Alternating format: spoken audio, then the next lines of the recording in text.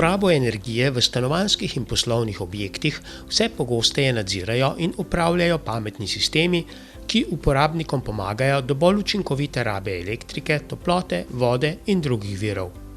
Na trgu lahko dobimo številne takšne sisteme. Prav posebnega pa so razvili v velenjskem visokotehnološkem podjetju Amibit. Jedro delovanja našega sistema temelji na modularnem krmilniku, katerega smo razvili v celoti sami. Zaradi modularne sestave je Amibitov krmilnik edinstven na svetu. Kaj je v njem?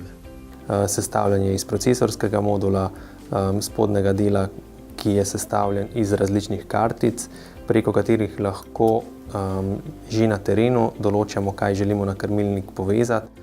Dodajmo še nekaj tehničnih podrobnosti. Kaj Amibitovi tehniki vstavijo v takšen krmilnik?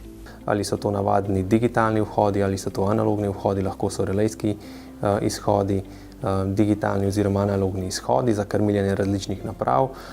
Lahko samo takšne kartice vstavimo v krmilnik. Stanovalec ali upravnik stavbe lahko prek sistema spremlja na primer delovanje ogrevanja in določi, kakšna naj bo temperatura v prostorih. Kako pa v Amibitu programirajo nastavitve sistema?